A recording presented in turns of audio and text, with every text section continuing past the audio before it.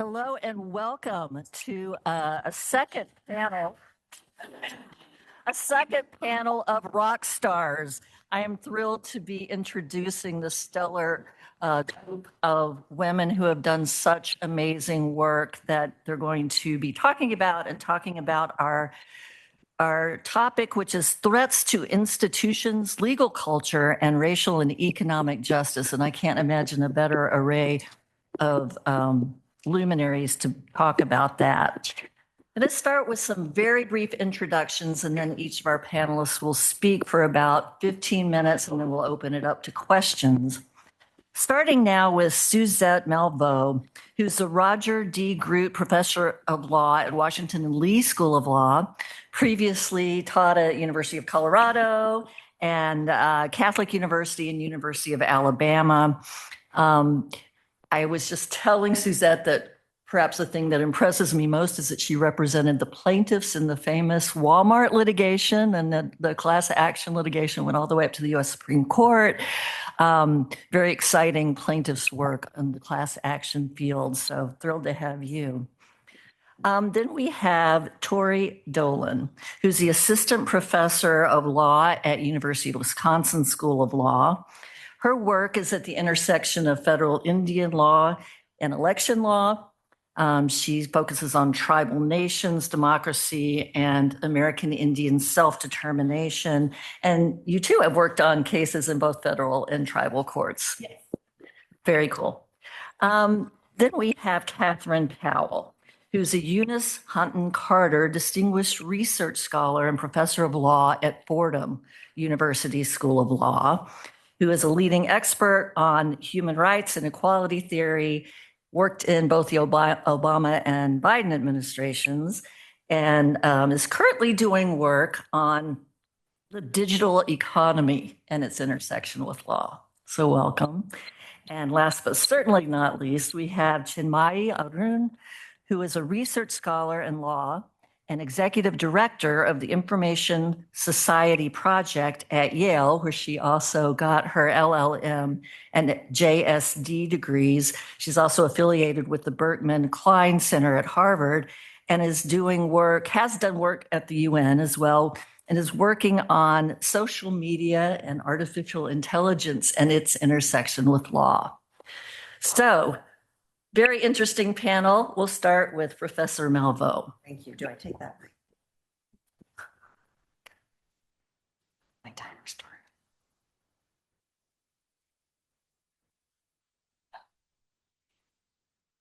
There we go.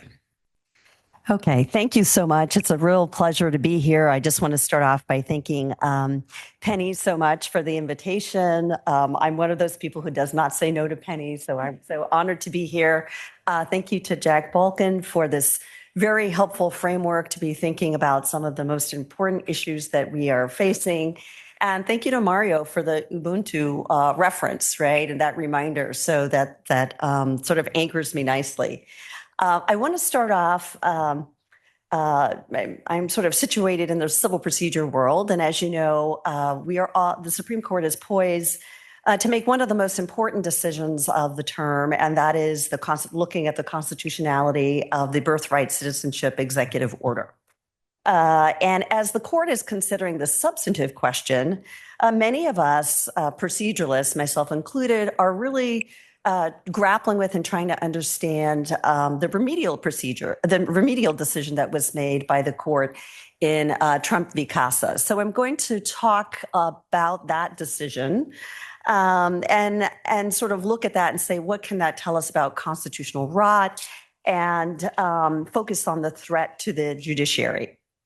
So in that case, you may recall, the court now forbids federal district courts from issuing what would be called a universal injunction, meaning injunctive relief beyond the scope of the parties in the case.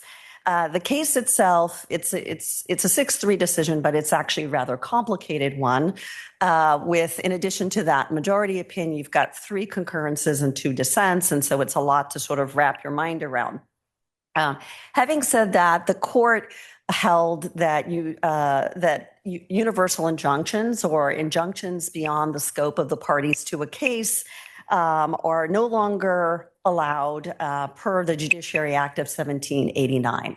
So the court relied solely on that statute and decided to stay the nationwide injunctions that were in place that put a halt to the executive order in the birthright citizenship case there, saying that all you can do is a federal court can only allow complete relief as it pertains to the parties that have standing to sue. And the court there said that Congress did not grant federal courts the authority outside of the Federal Judiciary Act to issue relief that was broader than that. And so what the court said is you have to look at what's the history of equity. What were district courts allowed to do back in the day in the 1700s, 1800s, when you're looking at England and you're looking at the chancellor? What would the High Court of Chancery in England be doing? And it would only allow remedies that were specific to the parties themselves. And then at the time of the US founding, that's basically kind of what was happening, right? And it was not until the 1900s that you had remedies, this idea of a more universal injunction that kind of came on the scene. Now, what's interesting about CASA is there's a real battle of the experts in this case. So on the one hand, you see someone like a Professor Mila Sahoni, and then on the other case, you see Professor Sam Bray. And there's a distinction going on between what was allowed during the founding of the United States. The court ultimately sides and says that there was no historical pedigree for the universal injunction, and therefore it's not allowed today. And so I would say it sort of looks at that entire history and falls on one side of that.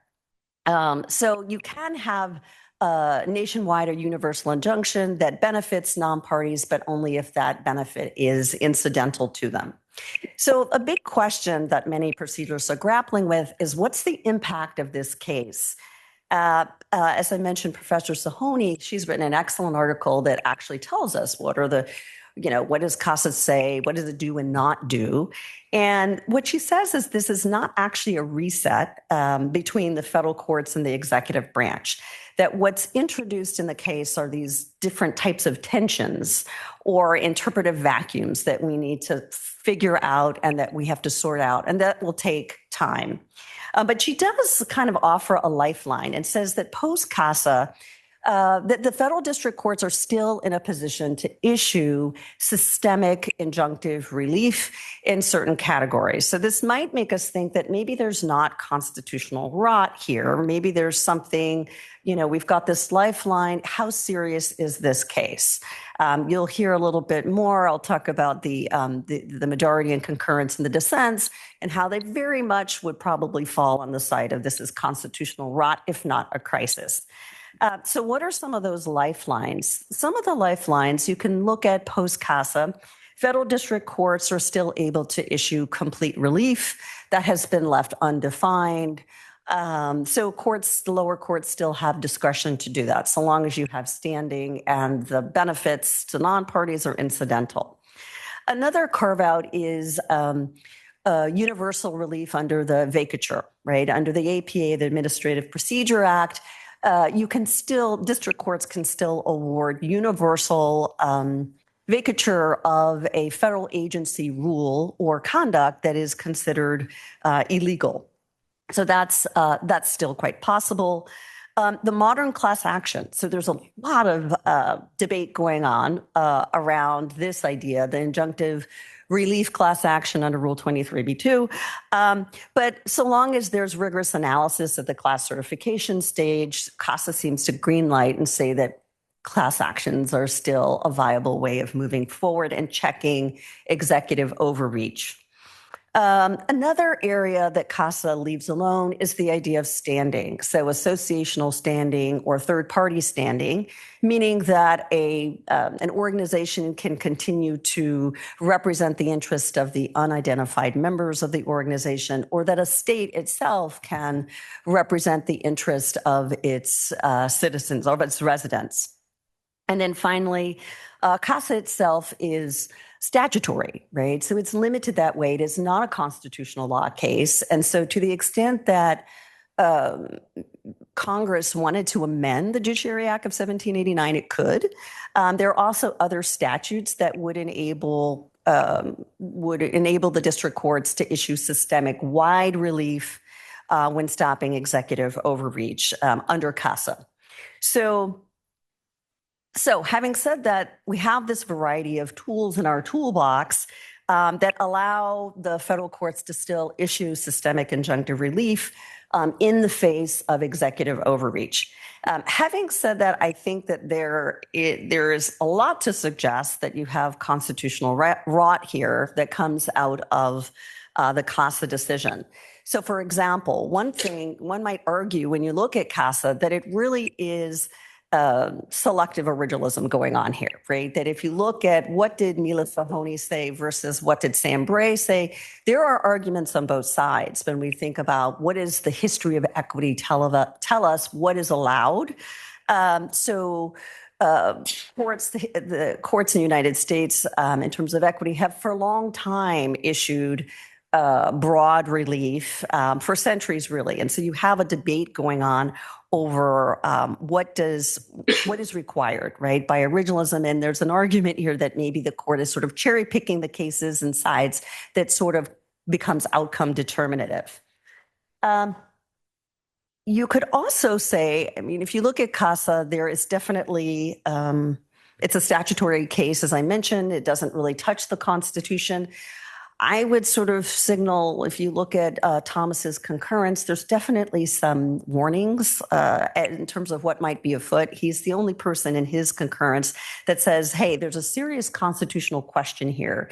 If this does go before, if we do look at the constitutionality of universal injunctions, there may be nothing that Congress can enact, right, that would make those appropriate. I would also say that if you look at CASA, one of the things it does is it really pushes back when people make arguments around checks and balances, that what we need are the federal court's checks and balances of executive overreach. CASA says that these are merely policy arguments. And so by casting some of the arguments as policy arguments, it can put them to the side. I feel some kind of way about that because I made those policy arguments myself in Trump versus Hawaii and in Trump v. CASA. And the court pushed back against my article, making those arguments, saying that those, in fact, were policy related. And so, therefore, did not count, right? And the court says whether it's for the government or against, those policy arguments, really, it's besides the point. So that's something to sort of watch out for. And then in terms of the way CASA is described, it certainly, it allows complete relief, right, on behalf of the parties.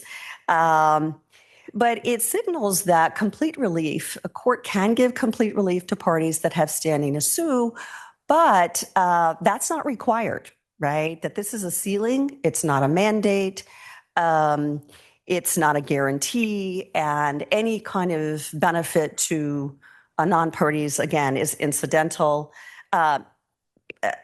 Again, Thomas's concurrence, I think, says a lot there, right, in terms of really sort of signals, put the brakes on complete relief. Just because you're allowed to do it doesn't mean you should do it, courts. And again, check that in terms of what did historical equity tell us was available at the time of the country's founding. And then the other two areas that I mentioned, the class actions, as well as the standing, associational standing and third party standing, even though the court was silent about those, again, you see Alito's concurrence. Alito really, and with Thomas's agreement, really warns district courts, be careful, right? This looks like this is a workaround the universal injunction that has now been debunked under CASA. Make sure that you really use a rigorous analysis when you're thinking about class certification. This should be very rare, be very vigilant. There's going to be abuse that may come down the pike. So that sort of signaling, at least from some of the justices, I think sort of tells us something about where this might be headed ultimately. Now, the dissents the dissents are doing the work, I think, of showing constitutional rot very clearly. I think if you look at Sotomayor, she actually looks at the merits underlying the executive order and tethers that to the importance of having universal injunctions here.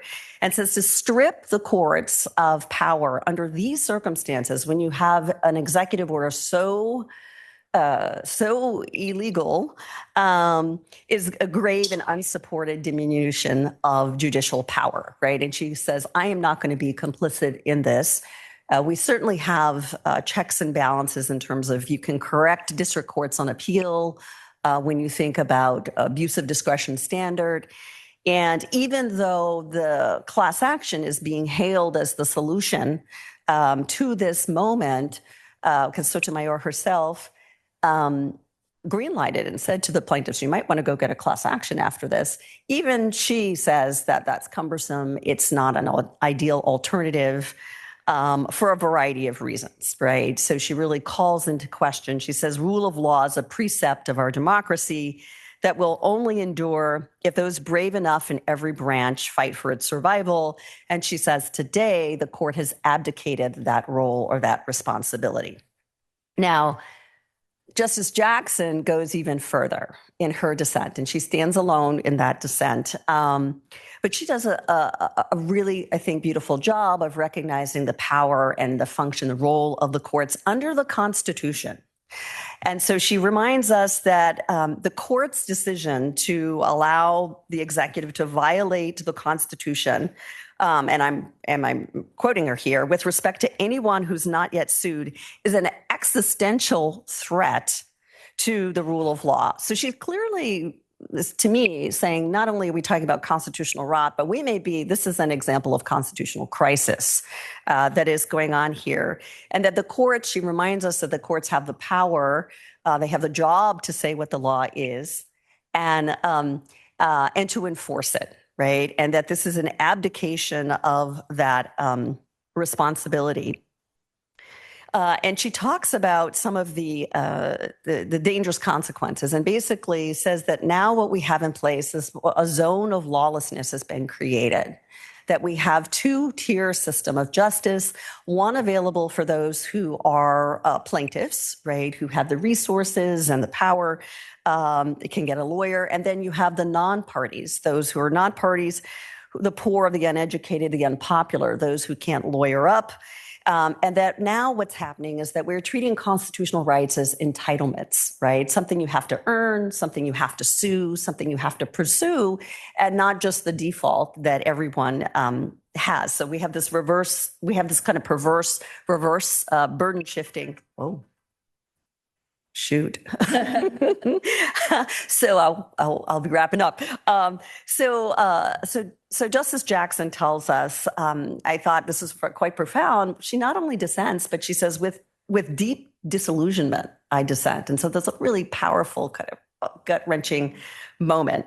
And then I want to end on just a note here that beyond CASA itself, whether you think that's constitutional rot or not, or constitutional crisis, I think what's really important is how the administration is actually weaponizing CASA and misinforming the public in terms of what it did and did not do going forward. So really the administration is part of a larger effort to discredit and retaliate against judges who are making choices independently, they are now being accused of judicial activism, of defiance, of insubordination, if they in fact issue injunctive relief systemically post-CASA. And so the administration is calling judges rogue and activists and defiant and politically motivated. And that rhetoric, right, that's really what is dangerous, is that it's meant to misinform and punish and silence judges who are simply doing their jobs, who are trying to make decisions consistent with rule of law and the Constitution and interpret and apply the law in very complicated ways and circumstances. So I just want to end there that I think that rhetoric of the administration is even more dangerous than the opinion itself. because judges are being ignored and disobeyed and sued and targeted for impeachment and verbally attacked, and of course even have death threats coming their way, all for doing their jobs. So I'll leave it there. I think that kind of sets the plate, right, in terms of this being an example of constitutional rot. Thank you.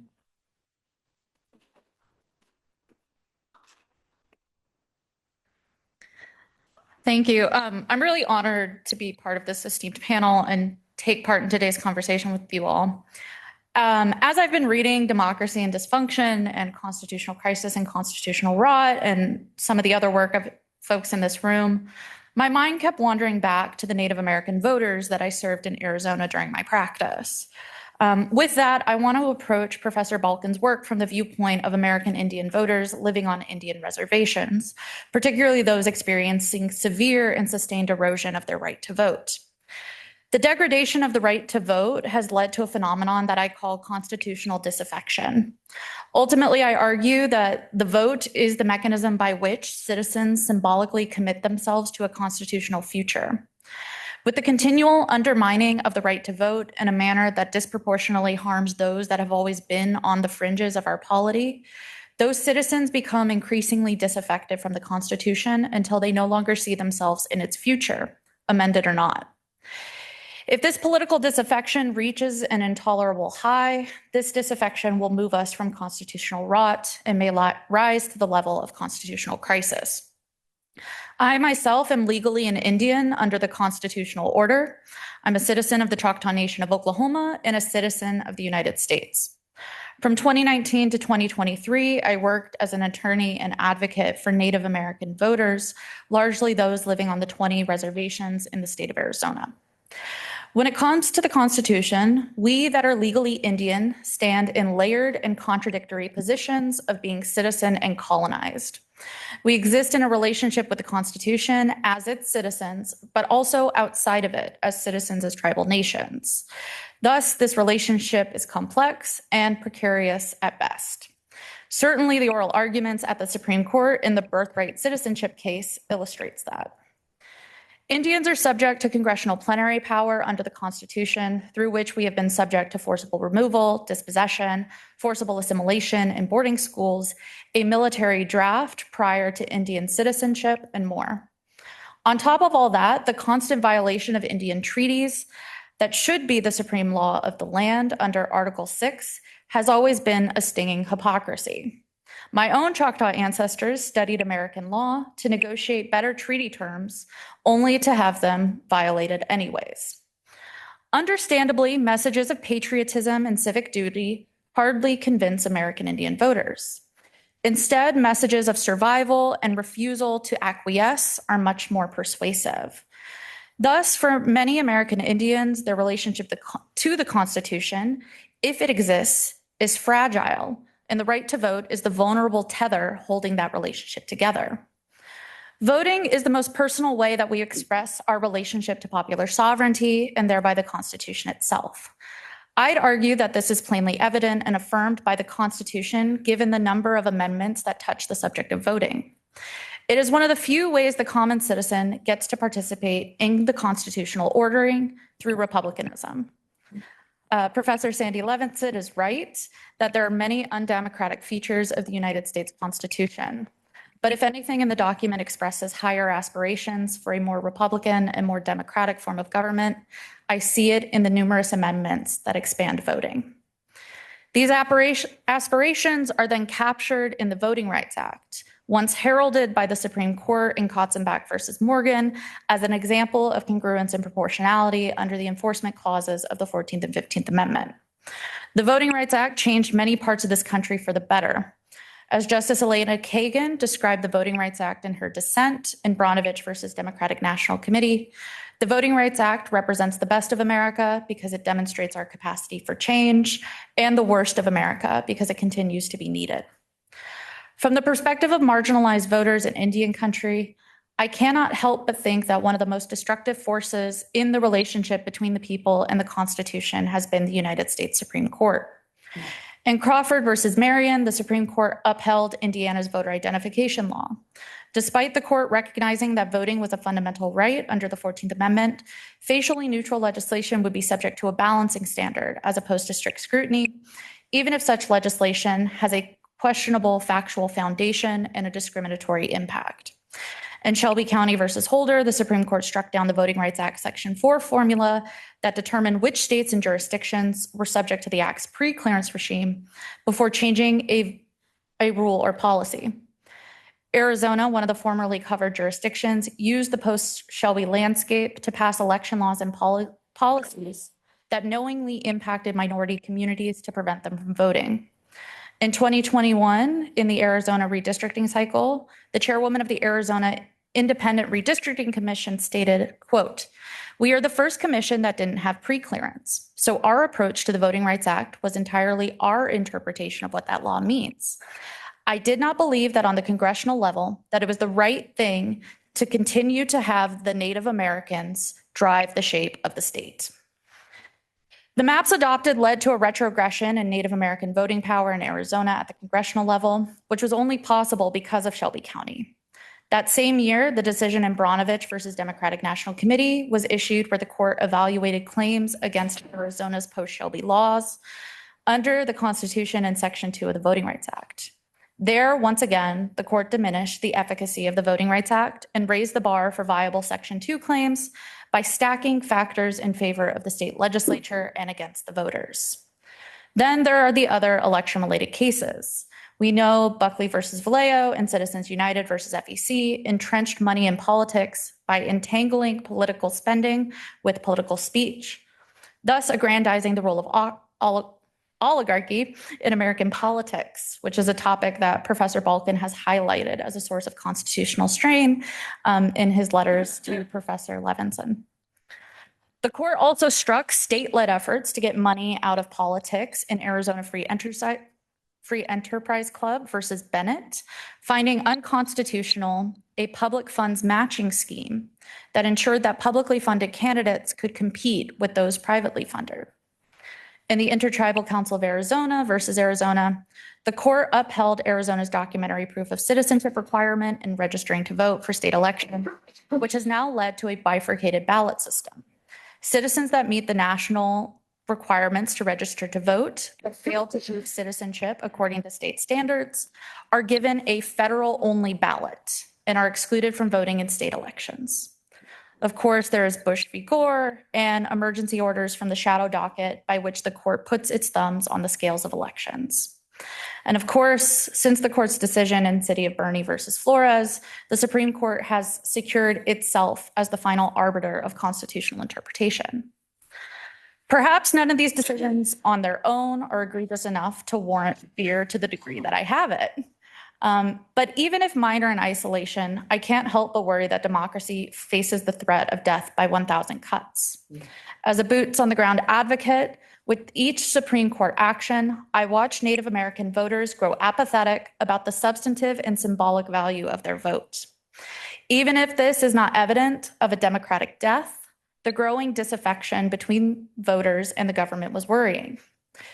Today, it seems that threat to the Voting Rights Act and to the function of our democracy are ever more present. The court has yet to release its opinion in Louisiana versus Calais this term, a case asking if race-conscious remedies under the Voting Rights Act for racial vote dilution are permissible under the Reconstruction Amendments, i.e., can we consider race in remedying racism? A case that threatens what little remains of the Voting Rights Act. Additionally, in Republican National Committee versus Watson, the court may strike down all state laws that allow for postmarked ballots received after Election Day to be counted, an issue that greatly impacts Native American communities that lack adequate postal infrastructure, particularly those in Alaska that require their ballots be flown into and out of villages by bush plane, which are subject to inclement weather. The cumulative weight of this decision creates these decisions creates a disaffection between citizens and the Constitution. Those that do not see themselves as valued in the court's actions do not see themselves as part of the Constitution's future. This emotional disaffection exacerbates constitutional rot, and I worry that the class of politically and emotionally disaffected citizens is growing.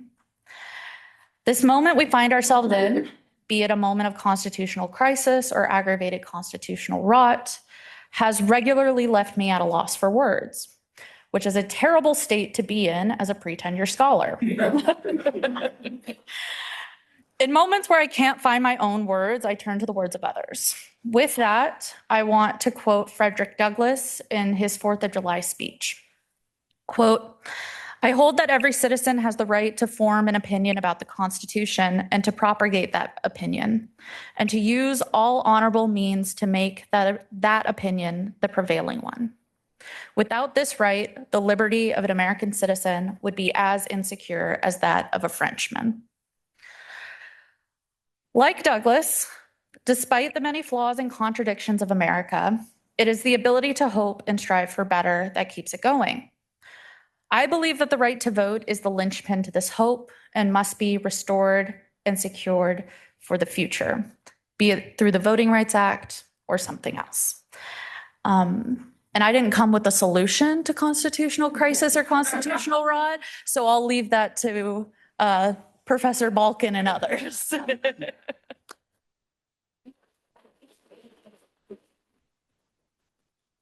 I'm so glad you ended with Frederick Douglass because I've been thinking a lot about him.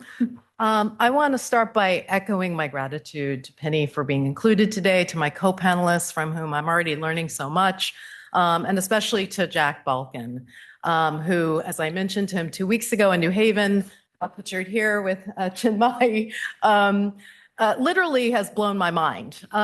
When he and Chinmayi hosted me 2 years ago at the Yale ISP workshop, ideas workshop.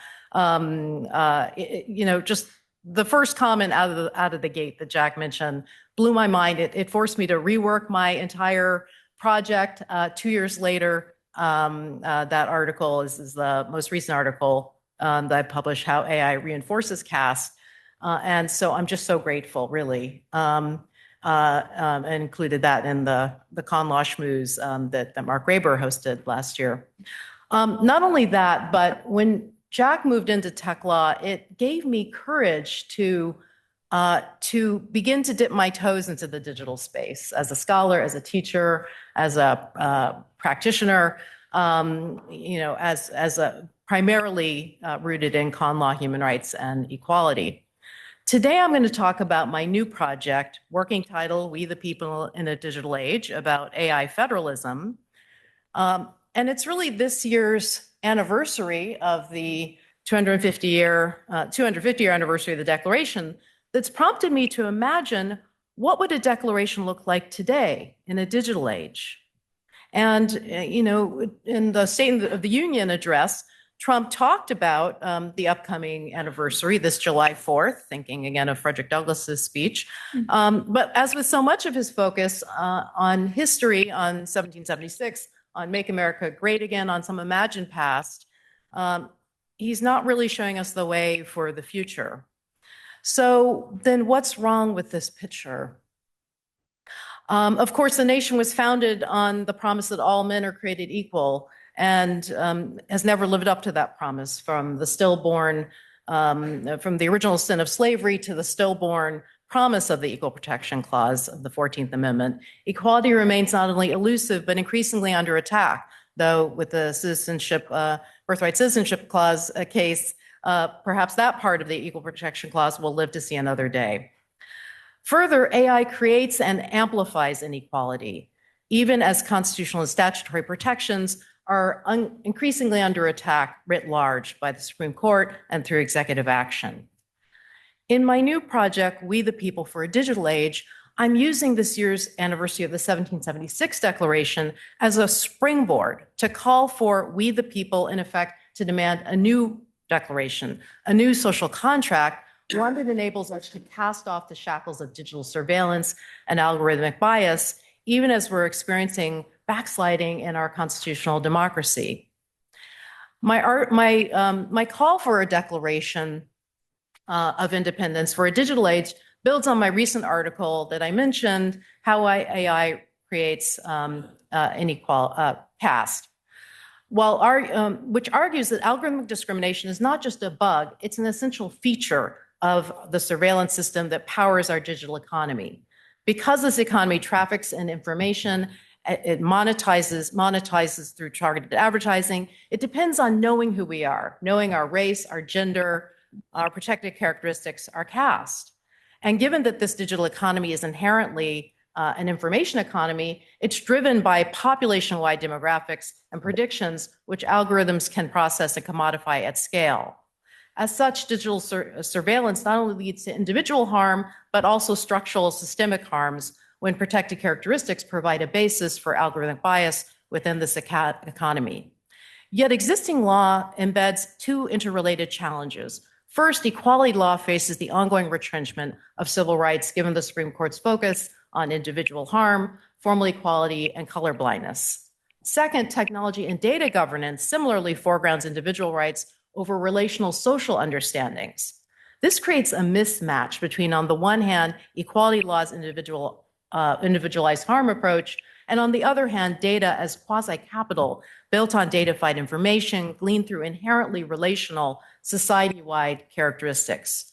Just as data governance and tech regulation should recognize relational accounts of online harm, so too must equality law adjust to recognize the ways technology amplifies the velocity and volume of structural and systemic inequality. Utilizing Anita Allen's framework from her Yale Law Journal article, Black Opticom, concerning discriminatory over-surveillance and discriminatory exclusion, I focus on fertility app trackers, Facebook's targeted housing ads, and tattoo recognition technology that Trump has used to identify Venezuelan men with gang tattoos, like the little Michael Jordan crown, for detention and deportation in the Salvadoran prison. Literally an instance of caste creation. Who knew there was a caste of Venezuelan men with Michael Jordan tattoos? In my new piece, We the People, I'm essentially calling for a reappropriation of this year's 250-year anniversary of our 1776 Declaration, which apparently, and I think Hank mentioned this on the morning panel, will involve, or alluded to MMA at least, will apparently involve IndyCar race around the National Mall and United Fighting Championship mixed martial arts fight on the South Lawn. Which, and look, I've organized my share of cheesy events on the South Lawn, but it's not just the cheesy symbolism, but it's that it needs to be backed up by substance. Though perhaps in this moment, it's a good thing that we don't have that much substance coming from the federal government. But so oddly, I just, on my way to the Con Law Schmooze, going through Union Station, I happened to see this scene, and I'm like, that's Sean Duffy, and he's talking about mixed martial arts and IndyCar race driving, and it really, yet another Friday in Washington, but this is actually not normal, right? So, but to reappropriate this declaration, this anniversary, where do we look? Maybe the No Kings marches. There was a bit of a focus here in New York on the digital surveillance in the immigration context from the Melt Ice sign you can see, and that's my roommate from college's grandpa George on the other side. But we actually need look no further than state and local government, it turns out. The emerging regulation around AI, and according to the National Conference of State Legislatures, in last year, every single state, Puerto Rico, the Virgin Islands, and DC introduced legislation on AI, with 38 states adopting 100 laws. It's a literal explosion. And even Sarah Huckabee Sanders, who, as you recall, was Trump's press secretary in his first term, is now the governor of Arkansas. She's one of the prominent Republicans who pushed back on the 10-year moratorium against state regulation of AI in the Big Beautiful Bill, successfully killing it. And, here she penned a Washington Post op-ed. Okay, so perhaps this isn't as edgy as the Boston Tea Party. I'll grant you that. I'm sorry. But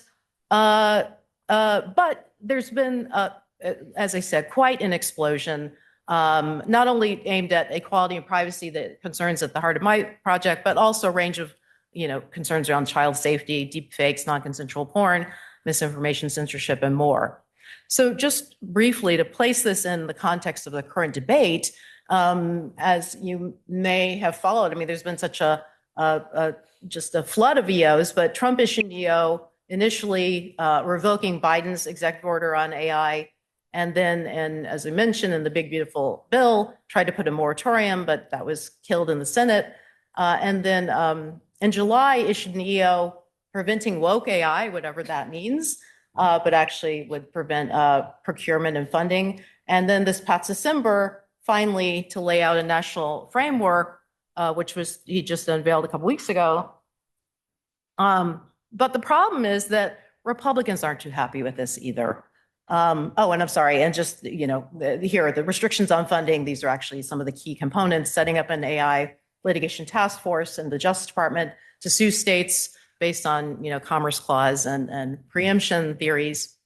But the problem is Republicans aren't happy about this either. Here we have Ron DeSantis, governor of Florida, who proposed an AI Bill of Rights until Trump got in there and got Republicans in the state to kill it.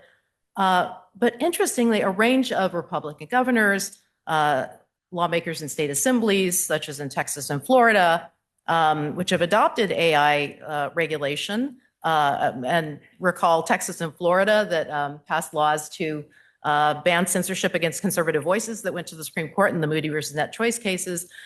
Even some Republicans in Congress, like Josh Hawley and Marsha Blackburn from Tennessee, who is concerned about creatives in Nashville in the music industry, have broken with Trump on the ability for state and local governments to exercise their rights to regulate AI.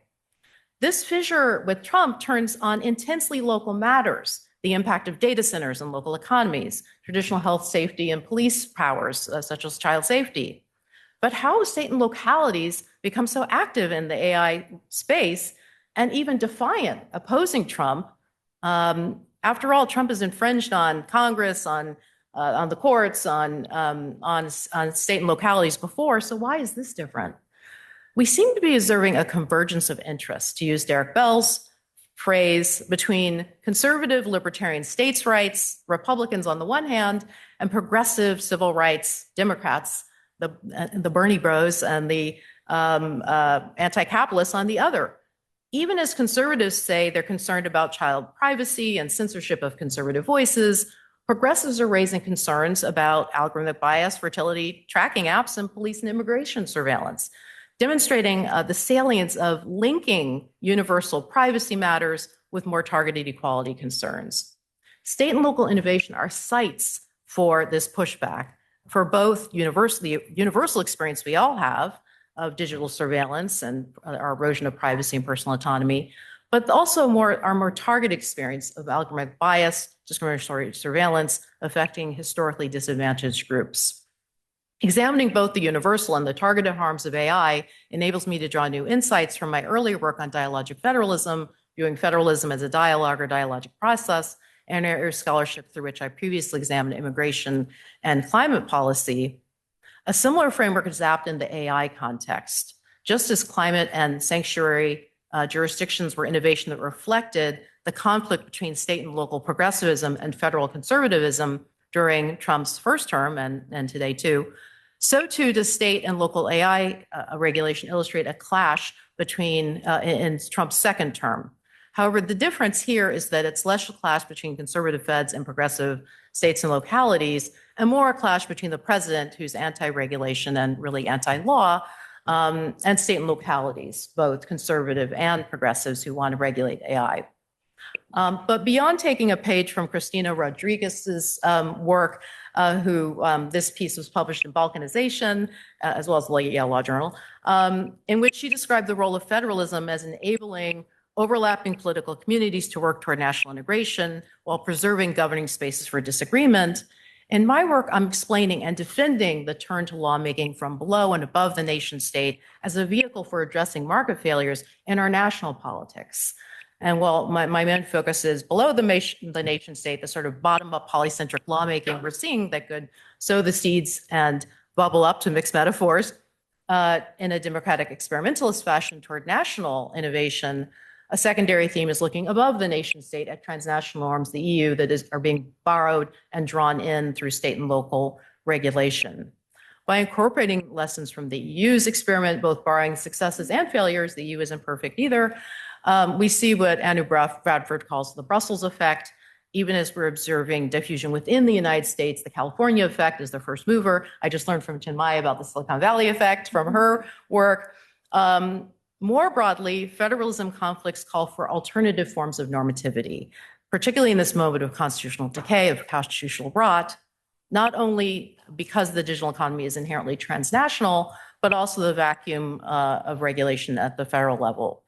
So in fact, what the failure to regulate really illustrates John Hart Ely's idea of political market failures, which is, of course, the theory of horizontal separation of powers. Here I'm using it to talk about vertical separation, federalism, but both the idea of the first kind of market failure, minorities being underrepresented, systematically locked out, here the inability to enforce civil rights law in the context of AI, and then second, the market failure of empowered, influential minorities being overrepresented, here the tech companies, and the threat of legislative, or the reality of legislative and regulatory capture by the tech CEOs.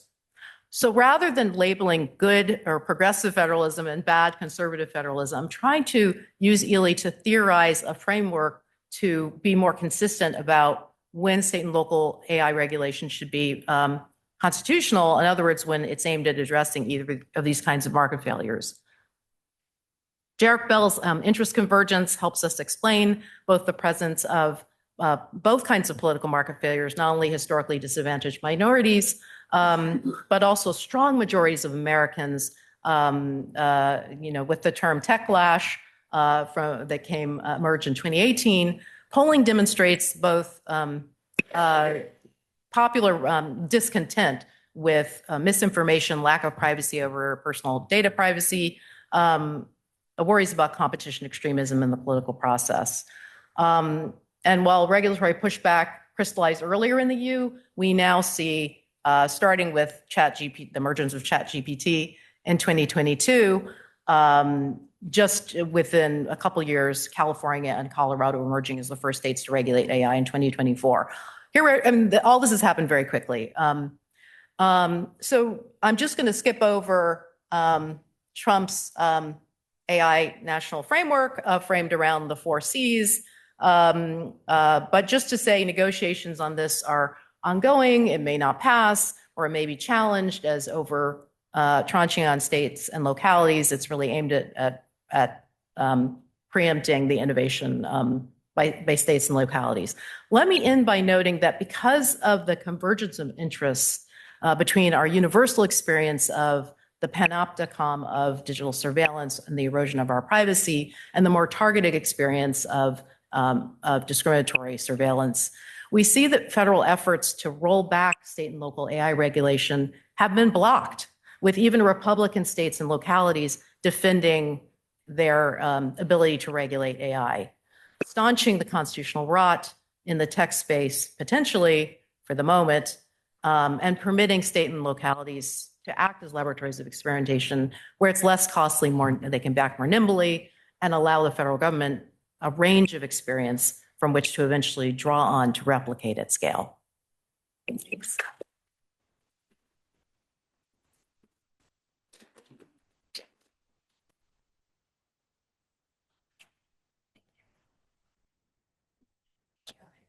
Thank you.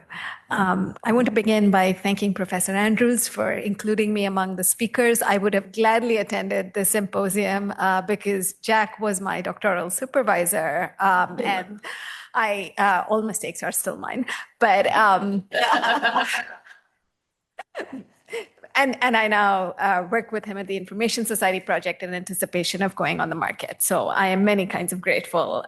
It's such a privilege to be a speaker at the symposium. My paper is actually a great segue from Catherine's. I'm going to try and speed through this since I know I'm the speaker standing between you and lunch, and one never wants to do that. So I came halfway around the world to work with Jack because of his work on law and technology. And of course, as I did, I discovered some of the stars within his very vast universe. And so it's largely the democratic culture and First Amendment questions within his constitutional law work that I engage with, specifically also for this paper that I have to share with you, which is called Manipulative Infrastructures. I wrote it for a Cornell Law Review Symposium on Freedom of Thought that David Posen was at. And it's this is actually the first time I'm presenting it, so I like in this form, and so I would appreciate any feedback that you have for me. So the paper takes on faith the idea that the First Amendment should promote a democratic culture, and that one of the ways in which it needs to do so is through what Jack calls First Amendment infrastructure. So in other words, just a negative First Amendment is not sufficient. We need infrastructure that enables First Amendment values. And my paper is about the role of social media platforms and now increasingly AI chatbots. I suggest that they are heavily influencing what should be a democratic culture, and that they're doing so in three ways. One is that they are manipulative by design. Two is that they have increasing epistemic and associational power. And the third is that they form an oligarchic and concentrated industry that is competing to cannibalize other older knowledge infrastructures, and to sort of replace them almost as a ubiquitous, borderline centralized knowledge infrastructure. So where we had multiple influences, I might even say sources of manipulation that shaped who we are, it is all now getting consumed by these platforms. And so this is kind of the three pieces of why I call them manipulative infrastructures. By manipulation and manipulative, I draw on Daniel Susser, Helen Nissenbaum, and their co-authors' definition, which describes manipulation as imposing a hidden or covert influence on another person's decision-making, or perverting how another person reaches decisions, forms preferences, or adopts goals. Helen Norton, when she borrowed the definition, pointed out that in the context of digital platforms, the hiddenness or covertness is critical within this definition. But I find that as I present this paper, my use of the word manipulative, which, as you can see, the definition relies on the term influence, but it's just unsatisfying for everyone because usually manipulative seems to imply that it will have some effect. And so if it is helpful to you to think of it as heavy influence, feel free to do so. That's in part what the platforms do. Also underlying my paper is I'm taking very seriously Ryan Calo's work on how one of the things that platforms do is, since they collect data about users and they are able to sort of live experiment on users, they are able to identify cognitive vulnerabilities in a way very quickly and at scale, in ways that if you ever watched Mad Men, advertisers used to try to do through focus groups and kind of targeting to platforms. So they're kind of able to do it at scale and in a granular way. And so what I suggest is that the major technology companies have designed the platforms in a way in which they can sell as much advertisement as possible. This is visible in social media. The chatbots are beginning to experiment with advertisement. And so the idea is that they create groups of people and experiment on them and identify what they're likely to be most vulnerable to create audiences that are susceptible to advertisers' messages, because that is where their profits come from. And for the major technology companies, the competition to succeed in this market is happening at a really vast scale. It's, Google versus Meta, who collects the most data, who has the maximum computational power, and who is best able to persuade advertisers that they are the one-stop shop for convincing audiences to buy their products. And so that in part is the manipulative design.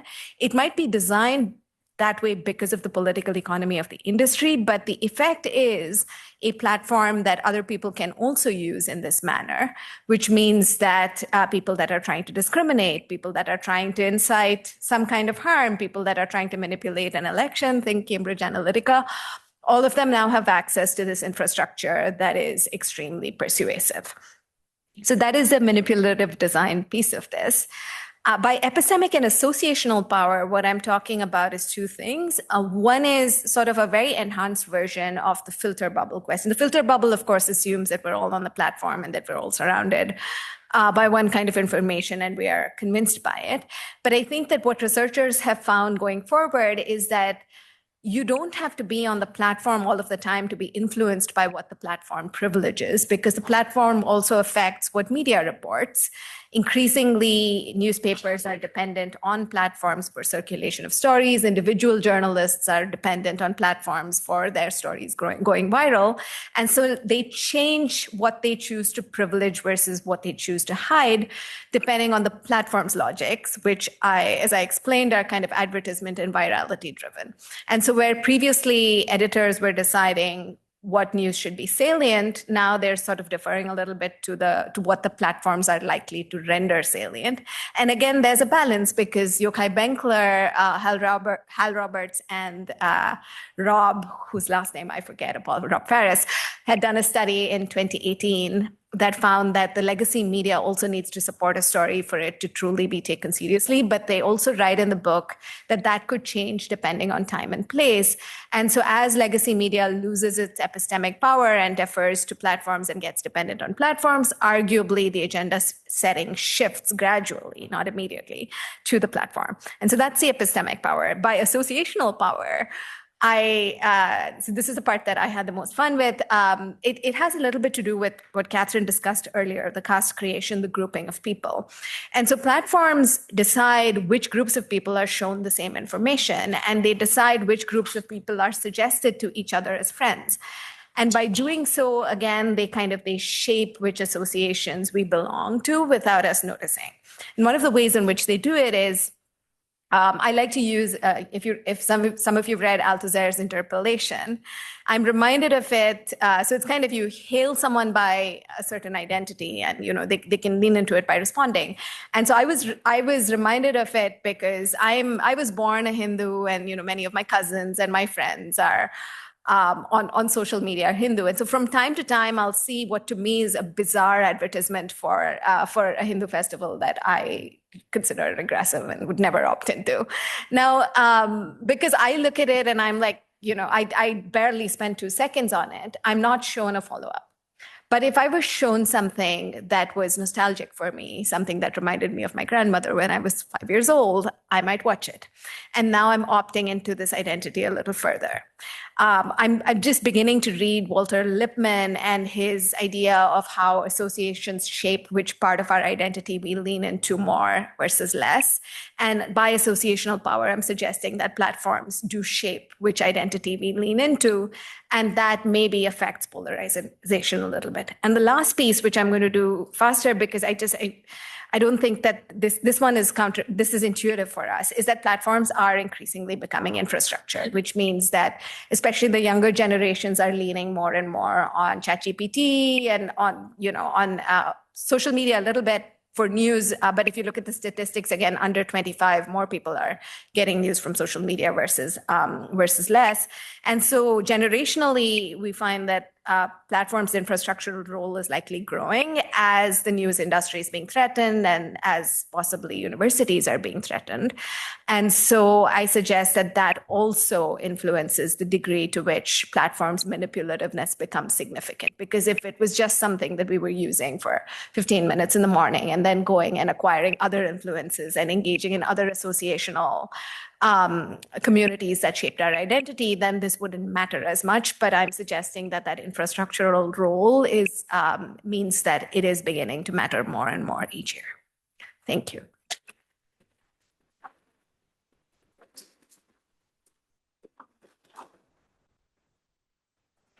All right. Yeah. Yes. May I exercise the chair's prerogative to ask the first question, and then we'll open it up. Such interesting presentations from very different places, but they all seem to share an overarching concern about the locus of decision-making on issues that might have national or even universal concern, but have fallout that looks very different by locality. And so my brain as a proceduralist goes to, is there any sort of procedural body that could somehow help toward forcing interactions among people who don't previously interact. And I think it was Professor Chambers who said earlier that at least we got the jury, at least the grand juries are doing their job, right? I floated this idea some years ago of having national juries for national cases, maybe in national class actions or MDL. And I'm just wondering, the thing about jury service is that it's compulsory, right? It's not voluntary like voting. And it does force, if you are getting a jury from the fair cross-section that you're supposed to of the community, of course, we have to define what that community is, that you are forcing people to interact outside their bubbles, right? In a way. So I just throwing that out there to ask, is there any, is that a viable idea? Is there any other political or constitutional entity that could help? Thank you. That's a great question. I'm thinking about Rule 23, to be honest. So the class action, the Rule 23b2 in particular, right, which deals with injunctive relief in the context of a class action. And there's so much discussion right now that maybe this is the new universal injunction, right, and that this is a tool that can be used to address widespread executive overreach. So, and there's real debate over how cumbersome, which is what the word Sotomayor uses to describe the process, how cumbersome or not that is, right? That this isn't ideal. So anyway, that debate is very real. I think what could happen, if it's true that class actions are the new sort of universal injunction, then we need to go to the rule makers and think about how do we actually, or Congress, how do we bolster that tool? When Congress has gotten their meat hooks in class actions, honestly, they have rolled back, in my view, the capacity to get class certified easily. There's, even the Class Action Fairness Act, in my view, is sort of a misnomer because it makes it hard. It goes from state to federal courts. You now can have that class action jump in a way that's easier, and that's by design because the federal courts are considered more rigorous when it comes to certifying those classes. So I do think that we could spend some time and attention, maybe Congress won't do it, but maybe the rule makers, on how to make this tool actually empower the federal district courts to provide that check and balance on executive. One of the ways to do that certainly is to think about forum shopping. So that's one way that's, I think, one of the real critiques that many of us can agree on, is that depending on where you are, which circuit you're in, which district court, right, thank you, that it's not even forum shopping, but judge shopping, and that's quite possible to do. And that is, that was a huge criticism of nationwide injunctions. It's a huge criticism of class actions as they exist today.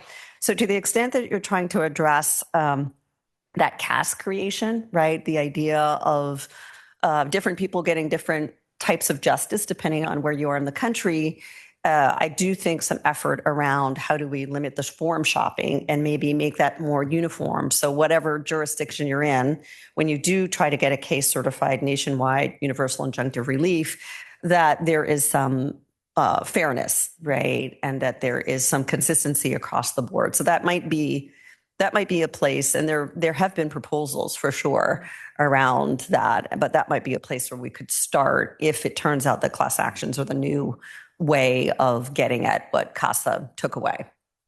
Yeah.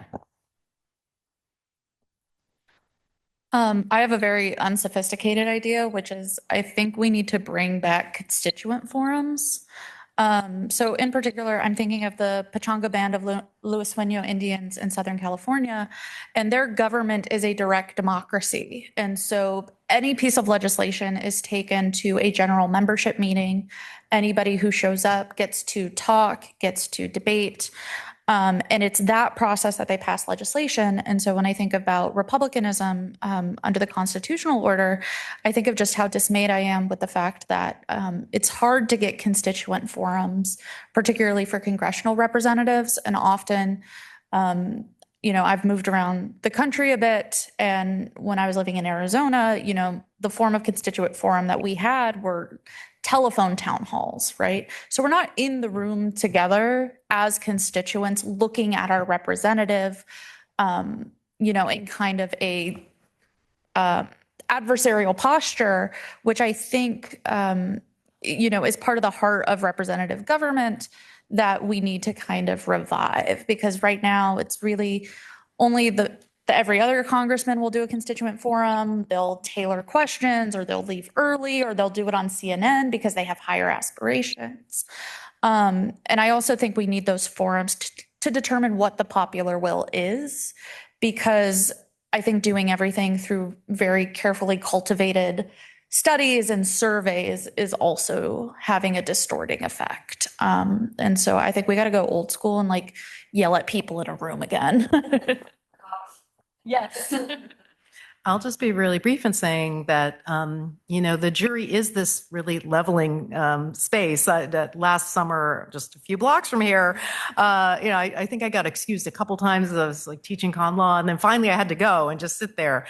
But the thing I worry about the digital age, and this is really to Chinmayi's point, the fact that our students are, you're curated, they're in filter bubbles.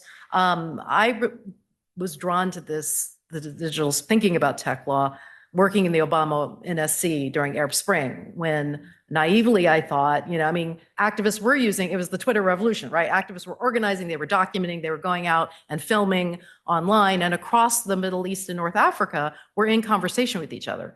But within 5 minutes, it was, but governments are also using technologies to censor, to surveil, to shut down the internet.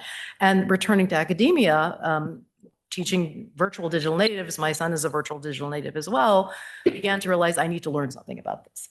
And I think we're just in this moment now of backsliding in the digital space, where it's less a space where people can come together and learn from each other and cross boundaries and borders, and more one of division, of extremism, of filtration.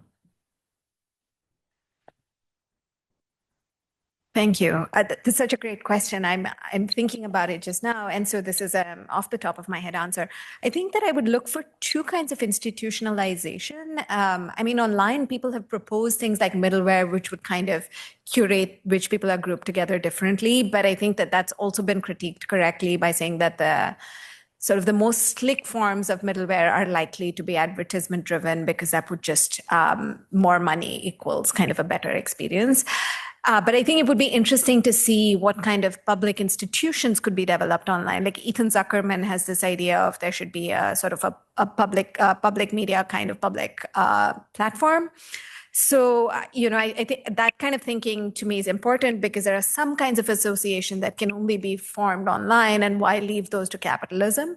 But I think that the offline institutions are extremely important, and I would want ways to protect them, and to protect them from sort of this overleaning into the online space. And I also say it as someone that so loved social media when it started. I was like, I can find all the other nerds and discuss books with them all the time. But that's not all we're doing anymore.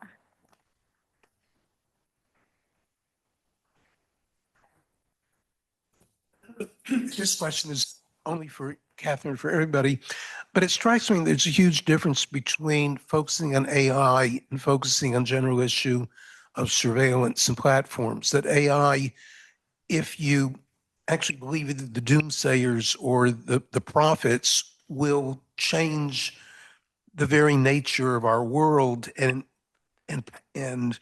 whether we will retain power against the robots. Whereas surveillance is, I think, quite independent.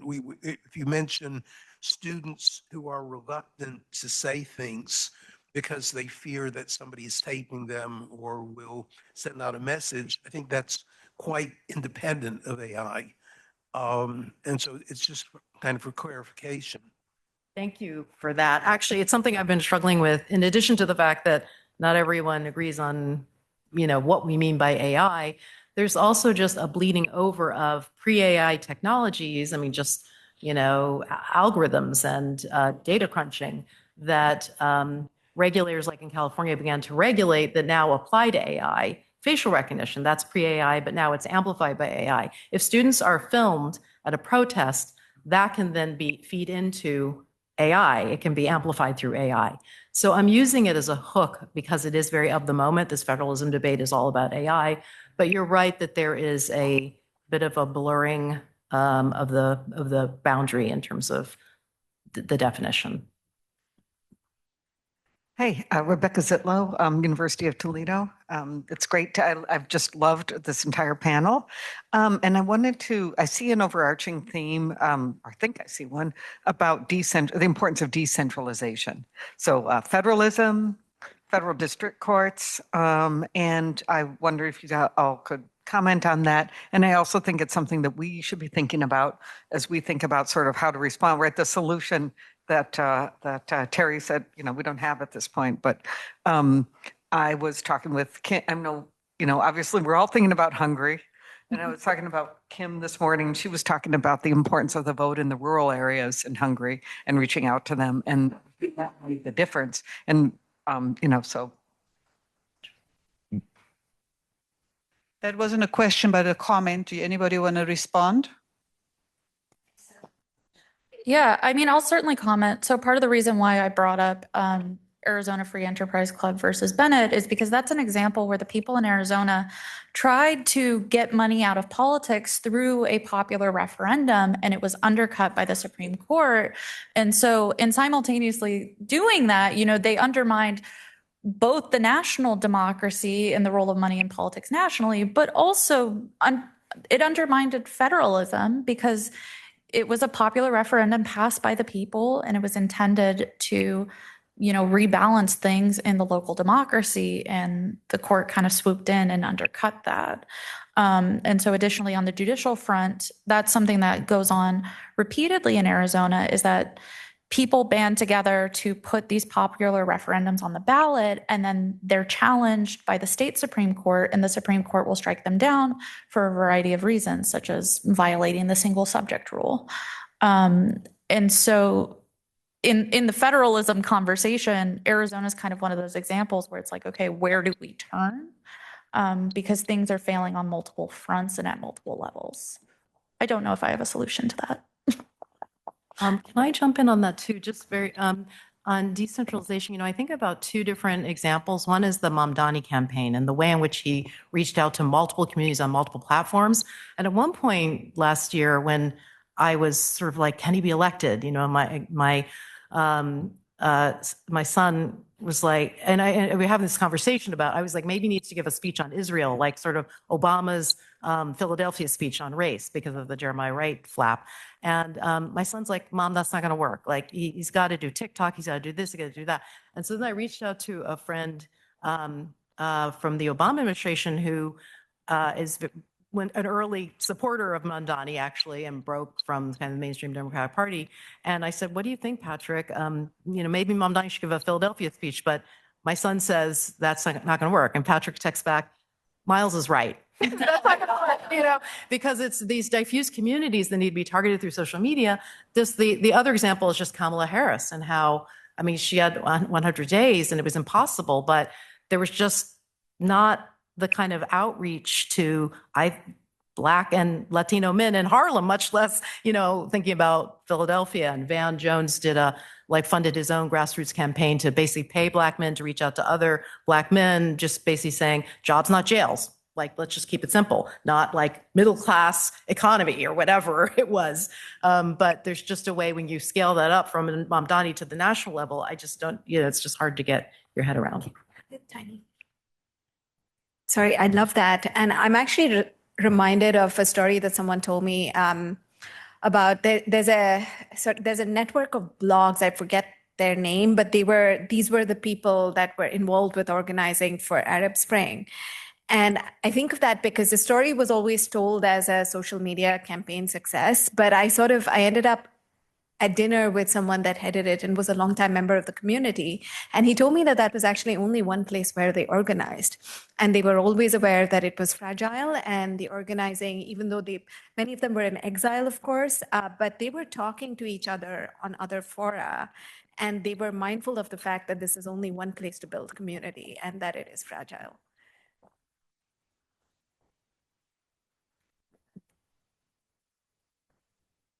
Yeah, just a quick point. So I think the solution I was offering a moment ago was just the opposite of decentralization. Actually, let's say uniformity. Um, I think one of the interesting things is judges across the board, Republican and Democrat, seem to be um, on the same page, seem to, in my mind, be equally upset by the fact that a lot of the discussion and the power that they have is being taken, right? And so even though it tends to run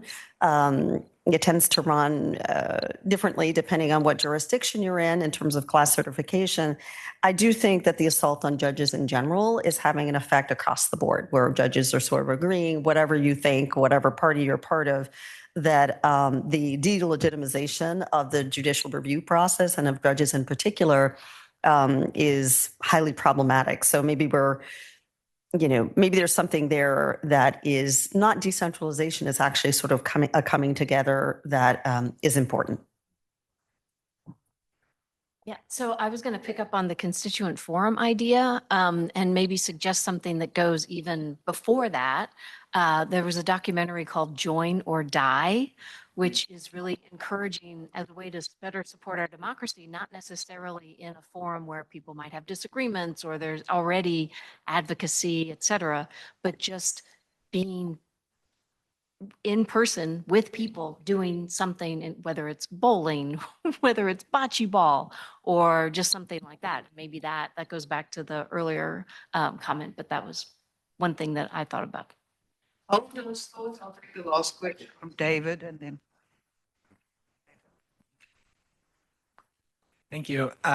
I hope this is a comprehensible question, but I'm sort of, as you were speaking, I was sort of reminded of something that I've been increasingly thinking about, which is this duality in how humanity behaves. Like, I feel like humans are capable of doing amazing things, and humans are capable of doing the most atrocious things. And so one of the things that I was sort of thinking about is, how do we think about encouraging one versus the other? Maybe reform retrenchment or constitutional cycles are part of like shifting from like our good side to the bad side. And as you were talking about, one way to think about this would also be through the lens of what Professor Levinson was saying. Should decision-making power be by sort of a multitude or more by sort of experts, subject matter experts? Part of that depends on how much we trust people to make good calls about certain kinds of things. And your presentation sort of raised a question for me: what can be a vehicle to sort of steer more often to the sort of good side of things? Some of that could be procedural, it could be legal procedure, it could be voting, some of that could be technology, because the technology could be sort of supercharging expertise or magnifying all the bad instincts that we have. But to the extent that everything's always two-sided, I feel stuck with this, like, are there mechanisms to try to figure out, well, the tendency of this kind of approach is better than some other approach? I don't know if any of that makes sense, but I'd be interested in hearing thoughts.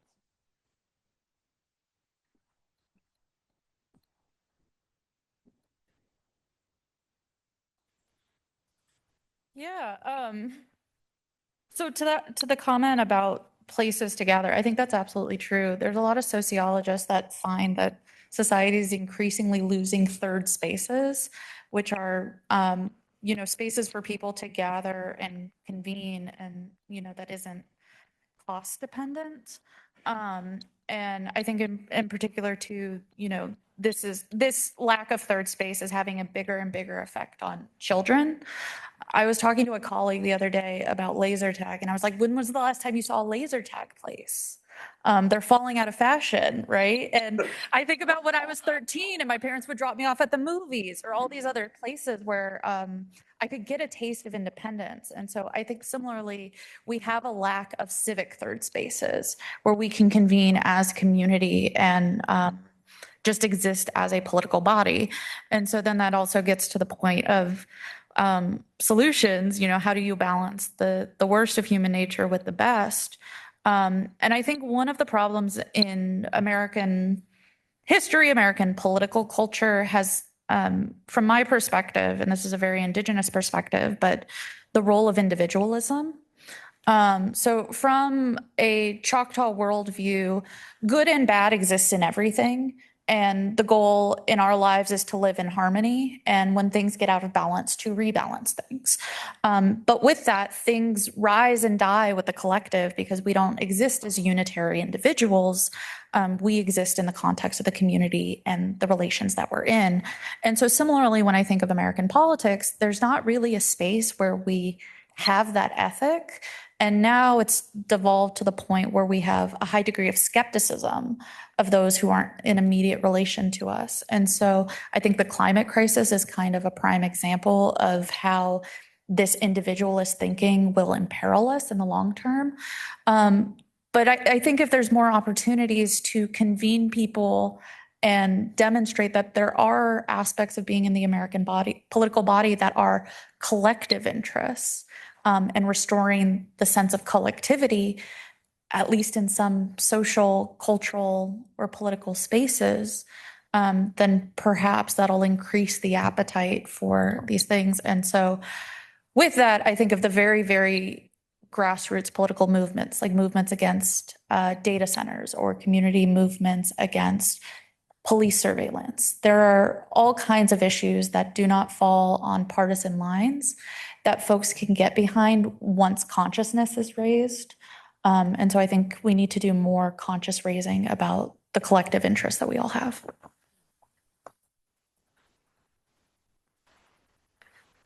Just a quick jump in on that. I do think it's important to incentivize people and help them care, right? To understand why these decisions matter, why voting matters, why do you care whether or not the court, can issue universal injunctions? I think we have a very hard job to do because the administration has a big megaphone and is sort of drowning out, is putting out its own narrative, and to, I just encourage us to think about getting ahead of it rather than in this responsive mode, right? To the extent that we can do that translation and we can, make it clear, especially to the next generation, why should you care about these things? I think this goes to what Professor Higginbotham was talking about, like not even understanding the importance of voting, right, in this next generation. So again, right, how do we incentivize and bring out that good behavior? I think that's on us to make sure people understand what's at stake. Just bowling, yes, as long as we're not bowling alone. And bowling's actually really fun. I do a bowling birthday party last year. But on the question about expertise and community participation and more participatory democracy, reminds me of the comment that the dean made in the last session about the Constitution actually working as intended, that the hypocrisies of, on the one hand, we the people, on the other, it being drafted by, property white men. And I think a lot about this in the tech context because it is so expertise driven and so inscrutable. But I'm inspired by the work of Margot Kaminsky and Ngozi, what's the last name, who both of whom are writing about community participation in decisions about technology, whether it's like the community control over police surveillance laws that we have here in New York and elsewhere that are, when the police want to put cameras in the subways, there's supposed to be a public hearing where the community gets involved, or other forms of community-driven input as yet to be made more effective. But it's just increasingly challenging when you're dealing with a space like technology that's so expertise-driven. Thank you. That's so interesting. I mean, I think in part, I agree with what everyone says about the spaces for formation of communities. They need to exist and need to be intentional, but I also think they need to be inclusive. So to the extent that people don't want to participate because they don't feel welcome, it's important to also fix what we have. And so I have a different paper that I'm writing for a Texas Law Review Symposium that looks at the epistemic power of platforms. And one of the things I've suggested there is that we should address good reasons for which people distrust institutions. And so the racial experimentation, for example, or the sort of the not taking into account whole groups of experiences. There's a reason that people are like, well, these institutions don't work for us. And I think that it's important to work with that too.